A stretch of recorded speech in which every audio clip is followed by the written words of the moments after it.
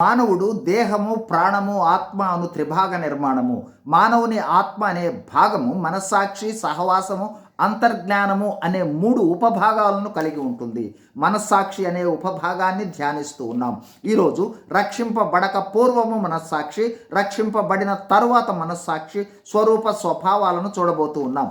క్రైస్తవులమైన మనం గమనించవలసిన ముఖ్య విషయము, రక్షింపబడక లేదా నూతన జన్మకు పూర్వము మానవ ఆత్మ మృతమై ఉంటుంది. కావున మానవుడు ప్రాణ ఆధీనంలో నడిపించబడతాడు.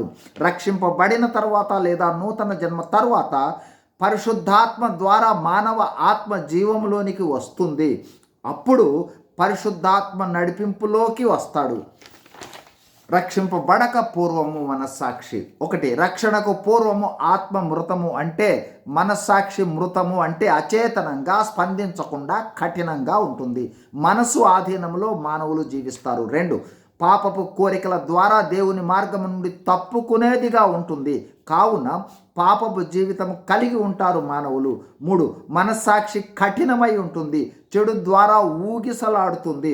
అపవిత్రతకు దారి తీయటం వల్ల అపవిత్ర కార్యాలు మానవులు చేయటానికి అవకాశం ఉంటుంది. 4. స్వార్థపూరిత ప్రయోజనాలు, లోక నైజంతో నడిపించబడి నడిచేవారుగా ఉంటారు మానవులు. 5. దైవిక నియమాలకు, ఆజ్ఞలకు స్పందించక దూరంగా ఉంటూ మనసు కోరికలను తీర్చుకునేవారుగా ఉంటారు మానవులు. రక్షింపబడిన తర్వాత మనస్సాక్షి. పరిశుద్ధాత్మ కార్యము ద్వారా నూతన జన్మ పొందిన వారి మానవ ఆత్మ జీవము పొందుకుంటుంది.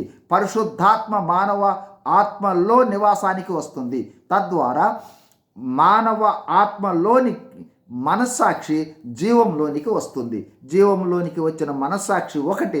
దేవుని వాక్యమునకు, దేవుని చిత్తమునకు స్పందిస్తుంది. 2. పవిత్రత, నిజాయితీతో జీవించేందుకు పురికొల్పుతుంది. 3. దేవుని ప్రేమ, ఆనందము, శాంతి, సహనము, దయ, స్వీయ నియంత్రణ వంటి ఆత్మ ఫలాలు ఫలించే క్రైస్తవ జీవితానికి మార్గదర్శకంగా పనిచేస్తుంది. 4. బైబిల్ చదవటం, దేవుని ఆజ్ఞలను తెలుసుకోవటం, దేవుని ఆజ్ఞల ప్రకారం జీవించేందుకు చైతన్యం కలిగిన దిక్చూచిగా పనిచేస్తుంది. 5.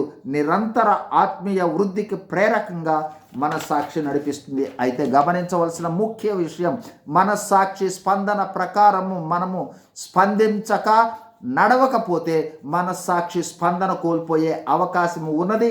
జాగ్రత్త. మనస్సాక్షికి సంబంధించి మరికొన్ని విషయాలు ఆ తర్వాత వీడియోలో చూద్దాం. నెక్స్ట్ వీడియోలో సహవాసాన్ని ధ్యానిస్తాం. God bless you. Thank you.